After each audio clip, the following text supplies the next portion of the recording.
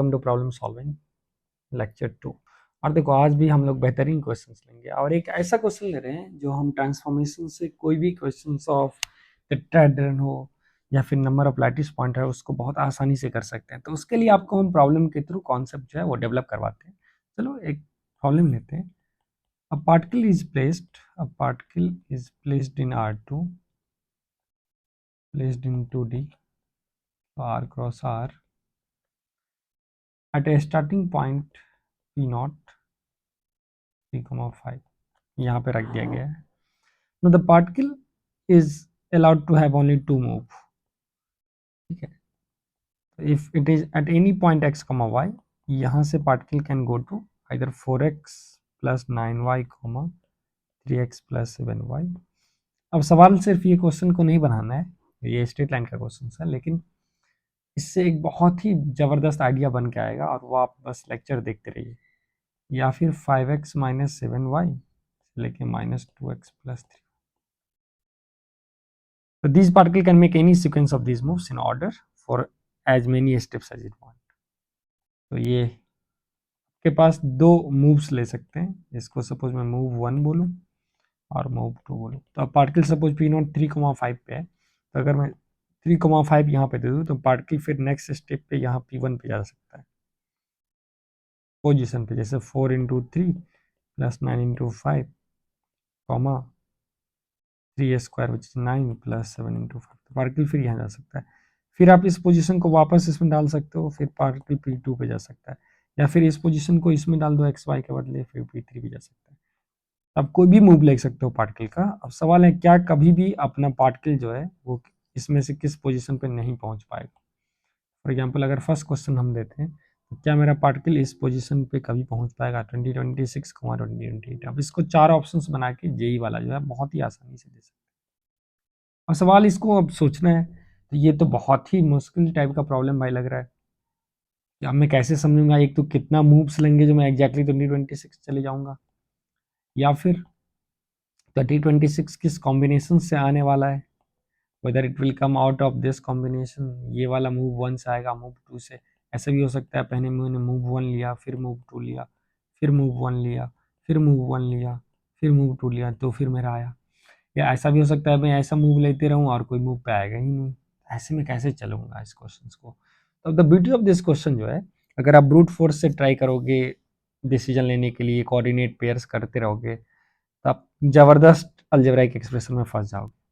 लेकिन इसको अगर हम करंट पोजीशन, सपोज अगर हम एक वेक्टर के फॉर्म में माने एक्स वाई, अगर आप करंट पोजीशन है, now I can tell move A जो है उसको हम एक मैट्रिक्स से रिप्रेजेंट कर सकते हैं 4 9 3 7। रीजन इज, आप कॉफिशिएंट देखिए, इसको 4x प्लस 9y है और ये 3x प्लस 7y है।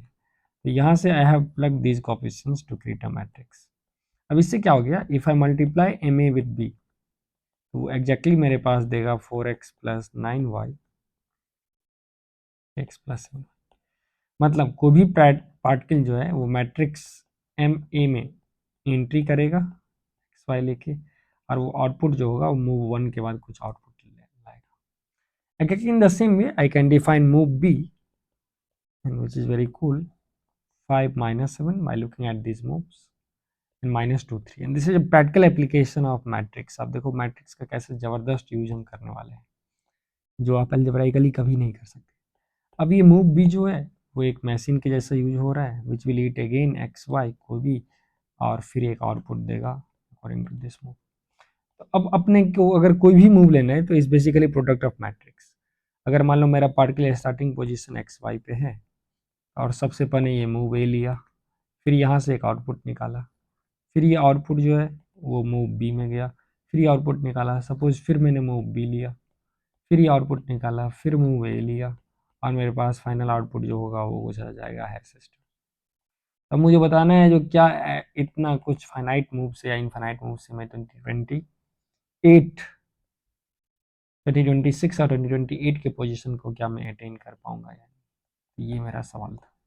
अब देखो सबसे पहले अगर मैं दैट ऑफ एम ए की बात करूँ तो मेरा एम ए का दैट कितना हो जाएगा भाई, दैट ऑफ 4 9 और ये 3 7, तो 28 माइनस 27 ये तो 1 हो गया। अगर डिटर्मिनेंट ऑफ मैं बी का बात करूँ तो 5 -7 -2 3, हम लोगों ने क्वेश्चन डिजाइन ही ऐसा किया था दैट ऑफ ये जो है ये भी 1 हो जाएगा। तो अब अगर मैं कोई भी मूव उठाऊँ, ठीक है, दोनों मैट्रिक्स जो है वो यूनिमॉडुलर है। अब देखो, अब बेसिकली क्या है, मैं कोई भी अगर एक्स वाई उठाऊँ और इसको मैं एम ए से पास करवाऊँ, फिर एम बी से पास करवाऊँ, कोई भी सीक्वेंस ऑफ, यहाँ पे हो सकता है n1 number of M A हो और ये n2 number of M B हो, not necessarily in this order, so we can have M A फिर एम बी ऐसा, फिर एम बी कुछ भी हो सकता है, एनी ऑर्डर, मतलब वी हैव 2 का power n1 plus n2 possibility. लेकिन फाइनली जो मेरा आउटपुट आएगा वो कुछ मेरा आएगा यहाँ पे गुलू गुलू, राइट। अब हम देखते हैं बहुत ही ऑनेस्टी से यार, बहुत ही बारीकी से अगर हम देखें तो ये मेरा आउटपुट जो होगा वो तो इस सब मैट्रिक्स के ट्रांसफॉर्मेशन से आ रहा है, ठीक है। तो एक चीज जो होगा उस आउटपुट में वो बहुत ही जबरदस्त आएगा, क्योंकि आप फाइनल आउटपुट का डिटर्मिनेंट ले नहीं सकते, और ये जितना भी मैट्रिक्स है सबका डेट वन है। एक्चुअली तुम ध्यान देखोगे तो कोई भी पॉइंट अगर एक्स वाई का, मान लो अगर मेरा एक्स वाई का इसका जीसीडी कॉमन फैक्टर जो है लेट्स से लैम्डा है, तो if I call GCD of x y some lambda, अगर आप इस इंटीजर वर्ल्ड से, क्योंकि ये तो इंटीजर मैट्रिक्स है एक्स वाई, अगर एम ए और एम ए मूव के द्वारा अगर आउटपुट आएगा तो डेफिनेटली मेरा आंसर जो आएगा वो एक्स डैश वाई डैश आएगा, कोई भी मूव, और एक्स डैश वाई डैश भी दोनों भी इंटीजर है, बिकॉज इनपुट भी इंटीजर है, मैट्रिक्स में इंटीजर है, because x dash y dash will be just linear combination of x y. तो आपका एक्स डैश क्या आएगा, कुछ hash times x plus star times y, और वाई डैश भी कुछ आएगा गोलू टाइम्स एक्स, क्योंकि मैट्रिक्स लीनियर ऑपरेटर जैसा काम कर रहा है यहाँ पे, उसको इस टाइप में ट्रांसफॉर्म कर देगा। अब देखो, अगर GCD of x y lambda है तो एक्स में ऑलरेडी लेमडा का फीलिंग है, राइट, एटलीस्ट हम लेमडा टाइम्स वाई को भी हम लेमडा टाइम्स भी ले सकते हैं, यहाँ पे लेमडा टाइम्स से लेमडा टाइम्स भी ले सकते हैं, तो definitely x dash y dash का भी जो जीसीडी होगा वो भी लेमडा तो होगा ही कम से कम, ठीक है। अब सवाल है क्या जीसीडी जो है एक्स डैश वाई डैश का अगर वो पास करा ये मैट्रिक्स के सीक्वेंसेस से, तो क्या वो जीसीडी चेंज करेगा? बिल्कुल ग्रो नहीं करेगा। क्यों नहीं ग्रो करेगा? क्योंकि u जो है, कोई भी मैट्रिक्स m जो है यहाँ पे वो यूनिमॉडुलर है, मतलब इसका डिटर्मिनेंट 1 है, तो m इनवर्स कितना हो जाएगा आपका, ये भी यूनिमॉडुलर हो जाएगा, adjoint of m bye data of m है। अब चूंकि डेटा ऑफ m 1 है तो m इनवर्स जो होगा वो एडजॉइंट ऑफ a हो जाएगा। अब चूंकि m में सब कुछ इंटीज है, वो अपन के पास इंटीजर है, तो एडजॉइंट जो निकालोगे कोफैक्टर का ट्रांसपोज लेके तो वो भी इंटीजर ही होगा, मतलब एडजॉइंट ऑफ a में भी सब इंटीजर होगा, ठीक है। तो अब बात क्या है, जो अगर कोई भी मैट्रिक्स मेरा कोई भी पॉइंट पी नॉट को P1 पे डाल रहा है तो P1 बैक टू P1 पे आ जाएगा इस इनवर्स से, और ये यूनिक मैपिंग हो जाएगा, ठीक है। तो यहाँ से हम बोल सकते हैं we can map x dash y dash perfectly back to x y using only integer multiplication. Any common divisor x y dash का जो होगा वो भी परफेक्टली डिवाइड कर रहा होगा ओरिजिनल एक्स वाई को, मतलब जीसीडी जो है वो तो लॉक हो गया भाई, वो तो चेंज ही नहीं हो रहा है। मतलब ये चीज हम बोल सकते हैं जो जीसीडी ऑफ एक्स वाई जो हो जाएगा exactly same as GCD of unimodular होने के कारण एक्स डैश वाई डैश। अब तुम देखो, अब अगर हम स्टार्टिंग पॉइंट पी नॉट ले तो मेरे पास 3 और 5 ये पॉइंट था, इसका जीसीडी जो होगा ये तो 1 हो गया, लेकिन फाइनल पॉइंट अगर हम लें, टारगेट पॉइंट अगर मैं क्यू ले लें, ये मेरा फाइनल पॉइंट है, राइट, क्यू। अब इसका जीसीडी अगर अपन उठा लें 2026 और 2028 का, ये जीसीडी 2 हो गया। जीसीडी तो प्रिजर्व रहा ही नहीं, इसका मतलब ये पॉइंट जो है वो कभी अचीव नहीं हो सकता है, ये तो हम गारंटी के साथ। आपको कैसा लगा ये, वो आप जरूर बताइएगा, और देखो कैसे मैट्रिक्स ट्रांसफॉर्मेशन से और रियल नंबर के बेसिस से हमने इस प्रॉब्लम को सॉल्व किया। अब सवाल है क्या ये जेईई एडवांस इस टाइप के क्वेश्चंस पूछ सकता है? बिल्कुल स्टेट में पूछा जा सकता है, और इसको आप बेसिक से भी कर सकते हो, लेकिन इससे भी जो इम्पोर्टेंट है ये पूछने का चांस थोड़ा कम है। अभी जो मैं क्वेश्चन दे रहा हूँ that was basically the question which I wanted to discuss and which is based on this motivation, क्योंकि इसके बाद मैं इसी का 3D वर्जन देने वाला हूँ जो बनाने में आपको थोड़ा मुश्किल हो। तो अभी मैं आपको क्या दूंगा, जो अपन जो है वो एक ट्रायंगल लेंगे और उसके अंदर लैटिस पॉइंट निकालेंगे, और जो निकालना बहुत ही कठिन होगा। For example find the number of hash मतलब नंबर ऑफ लैटिस पॉइंट, और ये जो एडवांस 2025 में भी पूछ चुका है इस टाइप का। एक्स कमा वाई लैटिस पॉइंट मतलब होता है जो दोनों इंटीजर से बिलोंग करता है within the triangle T given by bounded regions by 12y equal to 0, 19x minus 12y equal to 0। दूसरा पॉइंट हम ले लेते हैं 27x minus 17y equal to 0, और तीसरा लाइन आपने ले लिया 8x minus 5y equal to. तो सबसे पहले अब तो कोई बच्चा बोलेगा सर इसको मैं आराम से बना सकता हूँ, तो हम अभी आपको दो मेथड देंगे। मेथड 1 ब्लाइंड सॉल्यूशन, जो कि मुश्किल होगा, और मेथड 2 आप देखते रहिए स्मार्ट सॉल्यूशन यूजिंग मैट्रिक्स। अब ब्यूटी है जो सिर्फ इसको मैं मैट्रिक्स से यही क्वेश्चन नहीं बना सकता हूँ। अभी नेक्स्ट क्वेश्चन हम लोगों ने अपने एक टेस्ट सीरीज में ऑलरेडी डाला था, और एंकर्स ब्लूप्रिंट के बुक में भी है वो, और वो सॉल्व भी है। ठीक है, तो वहाँ पे बेसिकली इसका 3D वर्जन, तो हम आपको एक टेट्राहेड्रल दे सकते हैं ट्रायंगल के अलावा, और उसमें लैटिस पॉइंट फाइंड करने पूछ देंगे, और आपका हालत खराब हो जाएगा अगर आप ये मेथड स्मार्टली नहीं जानते हो। तो सबसे पहले for the sake of feel method 1 आपको मैं बताता हूँ, जो यूजुअली बच्चे जो ट्राई करेंगे वो आप दो लाइन यहाँ पे बना सकते हो, और फिर आप उनके पास तीसरा लाइन है। अब मैं यहाँ पे पर्टिकुलर एक्स कोऑर्डिनेट के करस्पॉन्डिंग में देखूंगा मैं कितना एक्स कोऑर्डिनेट यहाँ से, कितना इंटीजर पॉइंट जो है यहाँ से मैं पिकअप कर पा रहा हूँ। सिमिलरली मैं कोई फिर एक्स सेट करूँगा, तो सबसे पहले तो ये बाउंड्री एक्स फिक्स करो भाई। तो यहाँ पे एक x1, 0 आएगा, और ये 0, 0 है, और यहाँ पे इसके करस्पॉन्डिंग एक पॉइंट आएगा, मतलब ये पॉइंट एक x1, y1 है, इसका पॉइंट ऑफ इंटरसेक्शन निकाल लिया, ये 0, 0 है। अब मैं ब्रूट फोर्स से हर एक पॉइंट के करस्पॉन्डिंग में जाऊँगा, जैसे मुझे पॉइंट ऑफ इंटरसेक्शन जो है वो एक 0, 0 आया। ठीक है, और अगर मैं 8x और 19 वाले x का बात करूं तो इसको लाइन 1 बोल दो, लाइन 2, लाइन 3। मैं दूसरा पॉइंट ऑफ इंटरसेक्शन जो आएगा, ठीक है, उसको मैं क्या बोल सकता हूँ, वो मेरा आ जाएगा आपका 600 और 950। तो एक पॉइंट ऑफ इंटरसेक्शन आ गया 600 और 950, और तीसरा इंटरसेक्शन पॉइंट अपन के पास आएगा, आप कैलकुलेट करोगे तो 850, 1350। तो बहुत ही गंदा पॉइंट ऑफ इंटरसेक्शन आने वाला है, विच वाज इंटेंशनल। अब अगर आप इसको वर्टिकल स्ट्रिप लेके, जैसे यहाँ पे स्ट्रिप ले लेके अगर निकालोगे, तो आप बेसिकली क्या करोगे, सम लोगे 19x/12 का ग्रेटेस्ट इंटीजर कितना फंस रहा है x0 से लेके 600 में। सिमिलरली अब तुम इसका इसका अपर इंटीजर लेना होगा, जो कितना फंस रहा है अपन के पास 27x/17 में +1। ये बेसिकली आप काउंट करके लिख सकते हो, प्लस सिग्मा, दो इंटरवल लेना होगा 601 में, क्योंकि आप समझ रहे हो ना, यहाँ से 600 में, और ये रीजन में और ये रीजन में सेपरेटली करना होगा। तो इवन बाय ब्रूट फोर्स ये क्वेश्चन इतना आसान नहीं है।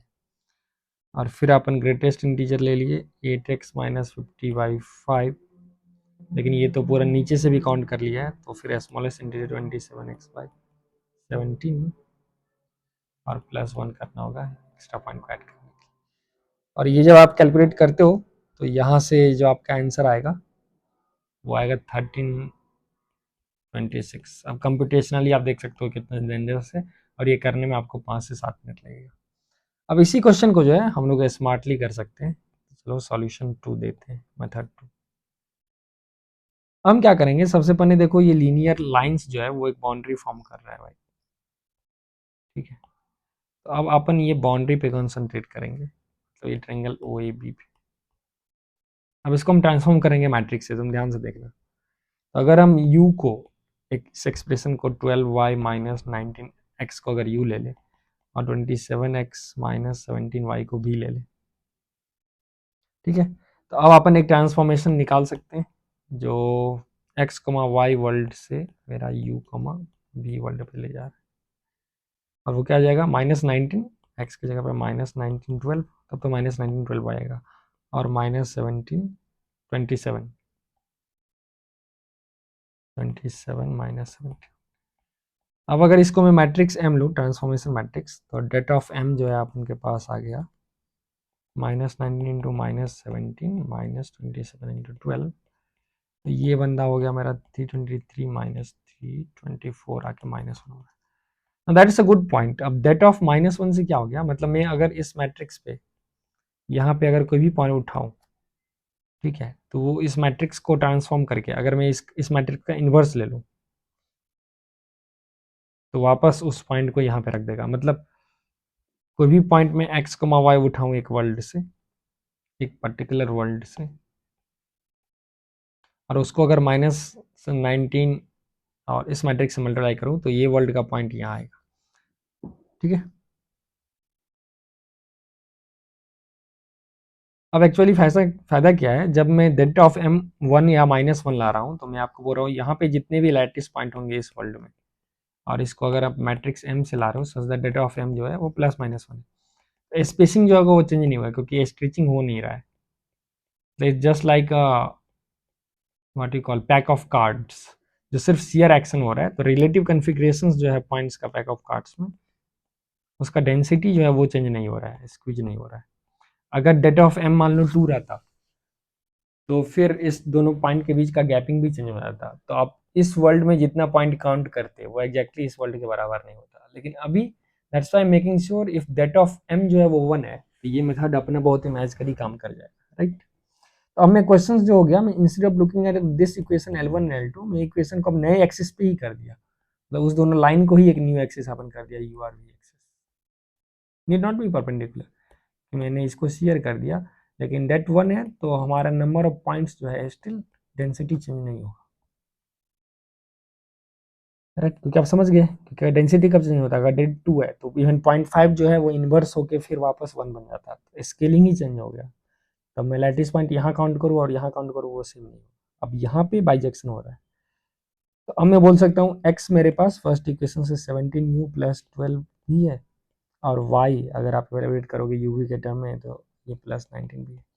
फर्स्ट इक्वेशन हो गया u0, सेकंड इक्वेशन v0, और थर्ड इक्वेशन को xy का फॉर्म लिख लो। तो लाइन 3 था अपन के पास 8x - 5y = 50।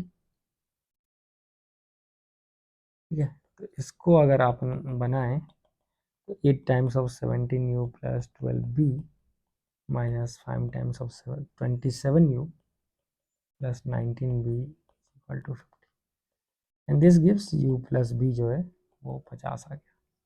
अब क्या मजा आया भाई, क्या मजा आया। मैं एक नया वर्ल्ड में आ गया जहाँ u 0 है, v 0 है, और u + b जो है वो 50 है। ये इस वर्ल्ड में अपन ने कैसे एंट्री किया है, इस वर्ल्ड में एंट्री किया है बाय ये मैजिकल मैट्रिक्स से। ये जो है अपने पास matrix M which is defined, correct. तो जो इक्वेशन यहाँ पे 0 है वो यहाँ पे u = 0 हो गया, v = 0 हो गया। ये इक्वेशन करस्पॉन्ड्स टू u = 0, ये करस्पॉन्ड टू v = 0, और ये हो गया अपना u + v = 50। तो क्या मजा आया भाई, क्या मजा आया। मजेदार चीज तो ये हो गया, अब यहाँ पे अपन number of lattice point count करेंगे और आंसर वही हो जाएगा। अब यहाँ पे लैटिस पॉइंट काउंट करना बहुत ही आसान है, क्योंकि आप to find number of integer solutions v > 0 और u + b जो है <50। इसको आप स्टार बार से भी कर सकते हो। ऐसे आप डमी वेरिएबल अगर हम w ले लें, w will be equal to 50, where w itself will be > 0, और u और v तो > 0 था ही। अब सोचो क्यों, क्योंकि अगर w में 0 ले लूँ तो u + b 50 वाला केस काउंट हो जाएगा, w 1 ले लूँ तो u + b 49 वाला काउंट हो जाएगा, w 50 ले लूँ तो u + b 0 वाला काउंट हो जाएगा। तो इसमें जो आप सॉल्यूशन आप स्टेप बाय स्टेप ऐसे करके सबको ऐड करते, वो डायरेक्टली इसमें इंस्टॉल हो गया। अब number of non negative integer solution आपको पता है, 50 + 3 - 1 चूज 3 - 1, डायरेक्टली यहाँ से 52 चूज 2 आ गया, और 50 चूज 2 कितना होगा, 52 × 51/2 फैक्टोरियल। ये आपके पास आ गया 1326। आई होप आपको बहुत ही बेहतरीन लगा होगा। तो कैसे अपन ने ट्रांसफॉर्मेशन करके कर दिया। लेकिन फिर से मैं बोल रहा हूँ, ये ट्रांसफॉर्मेशन तब वैलिड है जब गोलू, अगर यहाँ पे नंबर ऑफ इंटीजर पॉइंट्स अगर आपको काउंट करना है गोलू पे, तो ये डेंसिटी चेंज नहीं होना चाहिए। तो आप जो भी मैट्रिक्स से ट्रांसफॉर्मेशन ले रहे हो वो यूनिमॉड्यूलर होना चाहिए, प्लस माइनस। अब नेगेटिव बस उसको बता रहा डायरेक्शन को चेंज करेगा, तो रिलेटिव डेंसिटी जो होगा चेंज नहीं होगा। अगर आप दैट टू कर दे रहे हो तो फिर रिलेटिव डेंसिटी जो होगा वो चेंज हो जाएगा, एक्सक्यूज हो जाएगा। तो आप जितना इसमें काउंट करोगे और जो वो काउंट करोगे वो सेम नहीं होगा। अब इसी तर्ज पे आप एक बहुत ही बेहतरीन सा सवाल जो है वो बना सकते हो, and this is the question. आप इसमें 3y-2z ले लीजिएगा, इट्स नॉट 3x-2z, तो फिर क्वेश्चन आसान हो जाएगा। अब 3x से थोड़ा टफ हो जाएगा, and you try this question और बताइए इसका आंसर क्या होगा। अब फिर से मैं हिंट दे रहा हूँ, आप इसको u ले सकते हो, इसको v, इसको w, इसको u v w के फॉर्म में ले जाओ, स्टार बार मेथड करो और देखो कितना आसानी से जो है तुम n चूज r में ये आंसर बता सकते हो। अब बताइए आपका आंसर 13 चूज 2 आ रहा है, 13 3 आ रहा है और समथिंग आ रहा है, कितना 244 और समथिंग जो भी आ रहा है आंसर, आप कमेंट सेशन में आप बता सकते हो, and I am sure you have enjoyed this session. ठीक है, अब इस पे बहुत ही सारे क्वेश्चंस जो है और बनाए जा सकते हैं, जैसे let me discuss next question. तो अगर मैं इस पे नेक्स्ट सवाल को डिस्कस करूं, तो ये तो हो गया भाई डेट वाले जो सवाल हैं उस हिसाब से आप कर सकते हो, राइट। चलो एक और सवाल, क्योंकि मैं फर्स्ट सेशन में ऑलरेडी कैलकुलेट किया था फॉर मैट्रिक्स।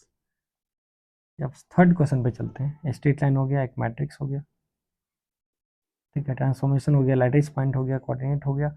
अभी हम चलते हैं, अब हमारे पास दे रखा है let A be A I J be 3x3 real matrix with entry जो है A I J is belonging to 0 1 -1। अब दे रखा है जो एक्स ट्रांसपोज ए एक्स जो होगा it's 0 matrix for all x belongs to R3 तो जो भी कॉलम वेक्टर है ए उससे बिलोंग करता है, मतलब इसका क्या मतलब हुआ, for all x y z जो है बिलोंग्स टू R।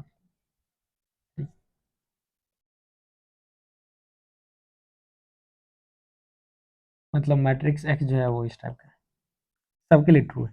अब बोल रहा है अगर मैट्रिक्स ए सेटिस्फाई कर रहा है ए प्लस आई टाइम्स 1 1 0, बहुत ही शानदार सा क्वेश्चन, 0 2 1। तो आपको फाइंड करना है where of course I is I 3 3 matrix of order 3x3।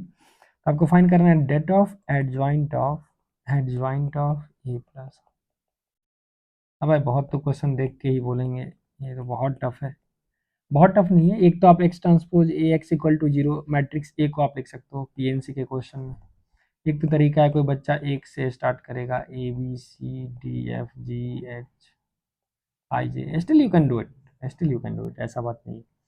फिर इसको आप एक्स ट्रांसपोज से, एक्स जो है वो कॉलम वेक्टर है, तो एक्स ट्रांसपोज एक्स क्या आएगा भाई, एक्स ट्रांसपोज आ जाएगा एक्स वाई जी। फिर इसमें मैट्रिक्स ए डालो A B C D F G H I multiply with x y z, and I want my students to do like this first principles. ठीक है, फिर एक रिलेशन आएगा और वो relation to be true for all x y z belongs to real. तो वहां से आप देखोगे बहुत ही इंटरेस्टिंग चीज आ जाएगा, ये जो कॉफिशिएंट्स में एक खास रिलेशन आएगा। ठीक है, लेकिन जिसको मैं स्मार्टली रियलाइज कर सकता हूँ without doing all this lengthy work.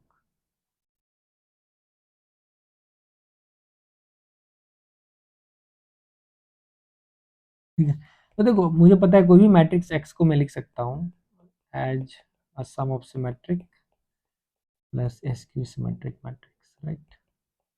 अब मान लो ये सिमेट्रिक पार्ट को अपन पी बोल दिया और इसको क्यू बोल दिया, तो हम एक्स को लिख सकते हैं P plus Q.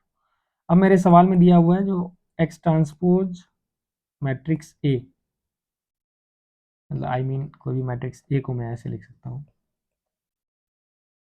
X to vector है, तो एक्स ट्रांसपोज ए एक्स जो है it's always 0 for all x belonging to, मतलब ये जो है एक्स वाई जेड, यार एक्स वाई जेड जो है वो आपके पास रियल नंबर है।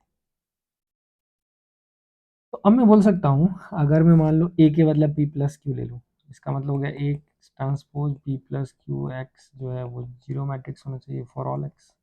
यहाँ से हम बोल सकते हैं x transpose P x plus x transpose Q x होना चाहिए वो जीरो मैट्रिक्स होना चाहिए फॉर ऑल एक्स। अच्छा, अब तुम ध्यान दो क्यू जो है वो खुद एक स्क्यू सिमेट्रिक मैट्रिक्स है। क्यू एक स्क्यू सिमेट्रिक मैट्रिक्स है। तो अगर मैं एक्स ट्रांसपोज क्यू एक्स की बात करूँ तो मान लो अगर कोई भी मेरे पास एक एक्स वाई जेड आ गया, ये स्क्यू सिमेट्रिक है, मतलब ये zero zero zero alpha beta gamma, right. यहाँ आ गया माइनस अल्फा, ये minus gamma minus, and then you multiply with column x y z. ये अपन के पास कितना आ गया, इस दोनों का मल्टीप्लिकेशन हम पता कर सकते हैं एसोसिएटिव प्रॉपर्टी से। ये आ गया alpha x alpha y plus beta alpha y plus beta z. यहाँ से इस सेकेंड रो से आएगा मेरे पास minus alpha x plus gamma z, third में आएगा minus beta x minus gamma y. अब इसको भाई फिर तुम मल्टीप्लाई करो एक्स वाई जेड से, तो ये देन 1 into 3 है, ये 3 into 1 है, आंसर मेरा 1 into 1 आ जाएगा। और 1 into 1 क्या आ गया, आप देख सकते हो, ये अल्फा एक्स वाई जेड से मल्टीप्लाई करना, तो alpha x y plus beta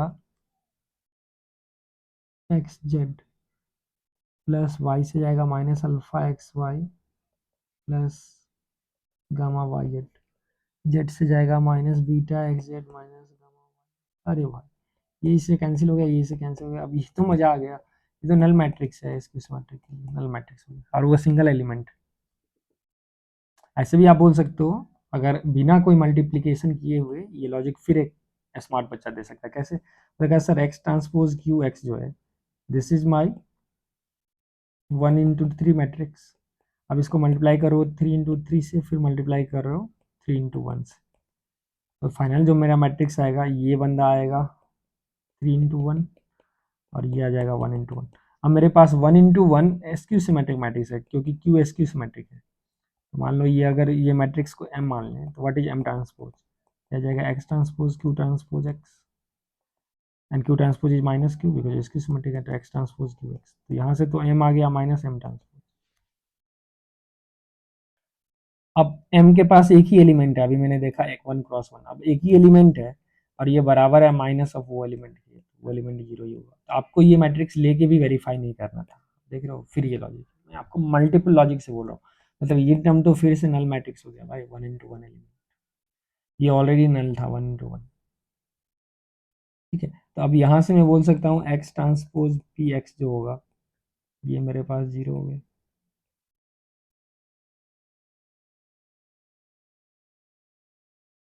right.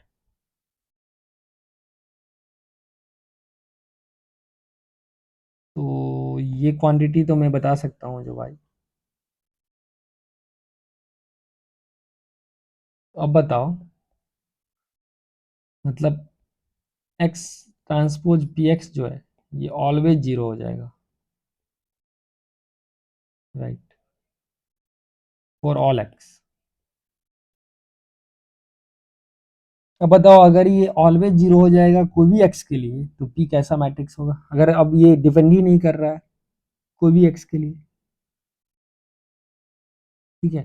तो अब पी तो भाई इसको होना ही पड़ेगा नल मैट्रिक्स, तो यहाँ से हो गया अपन के पास पी जो होगा नल मैट्रिक्स, क्योंकि अगर नॉन नल हो तो कोई एक्स के लिए बच भी जाएगा, राइट। तो यहाँ से हम बोल सकते हैं फिर पी मेरा नल होगा मैट्रिक्स हो गया, मतलब ए इज क्यू, अब क्यू मतलब एस की सिमेट्रिक, तो ये हमने प्रूव कर दिया जो ए मस्ट बी एस की सिमेट्रिक, तो ये लॉजिक था। अब मैं क्वेश्चन में आगे बढ़ सकता हूँ, जैसे ही ए एस की सिमेट्रिक है तो I can write A as zero A B minus A zero C minus B minus C.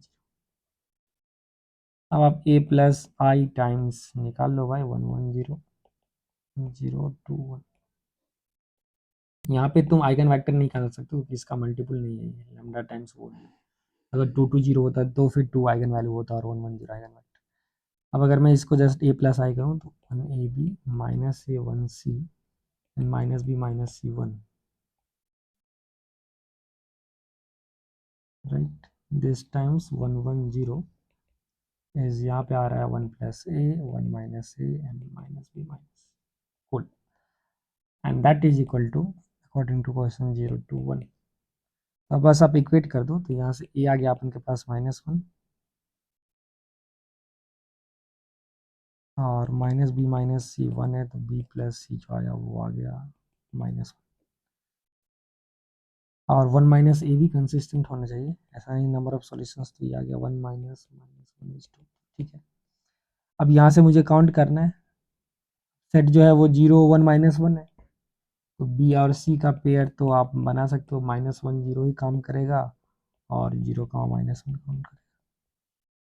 अब अगर बी मेरे पास a + i है, तो मॉड बी जो है दैट ऑफ बी दोनों केस में चेक कर लो, दैट ऑफ 1 - 1 -1 1 1 0 1 0 1 यह आ जाता है 3। अगर आप बी और सी को 0 -1 लोगे तो यहाँ से भी दैट जो आएगा वो 3 है। अब फाइनल एवोल्यूशन देख लेते हैं, that of adjoint of B, इसीलिए बी से इंडिपेंडेंट हो गया है, तो ये दैट ऑफ बी का पावर n - 1 होल स्क्वायर हो जाएगा। एन अपन के पेज में 3 है, 3/2 मैट्रिक्स, तो 3 - 4 हो जाएगा। दैट ऑफ बी 3 है, तो 3 का पावर 481 आंसर है इस सवाल का।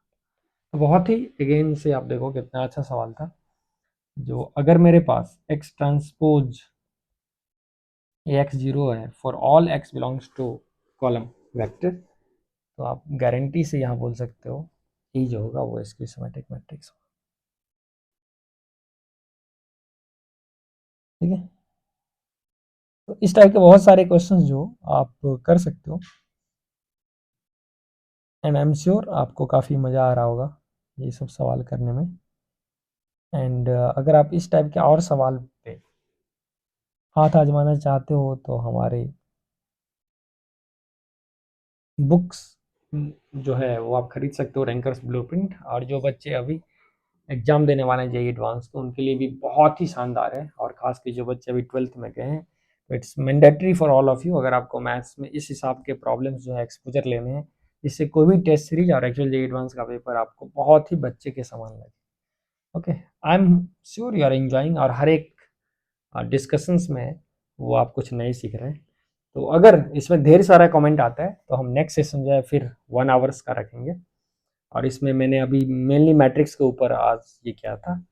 अब नेक्स्ट में हम लोग वेक्टर्स 3D और धीरे प्रोबेबिलिटी और बाइनोमियल थ्योरम इस सब को भी मिक्स करेंगे। ऐसे ही हम लोग सेशन लाएंगे, अभी 2 सेशंस ही, तो ये सेकंड लेक्चर्स था, मैं थर्ड और फोर्थ भी आपके सामने बनाने वाला हूँ। तो आपको कैसा लग रहा है जल्दी से कमेंट कीजिए, और हमारे चैनल को लाइव सब्सक्राइब कीजिए, और जिनको टेस्ट सीरीज और ये रैंकर्स जेम वाले क्वेश्चंस इसके भी कलेक्शंस चाहिए विद सॉल्यूशंस, तो आप पिंग कर सकते हो एट 699 रुपीज़, वो अवेलेबल हो जाएगा। Thank you, have a good day.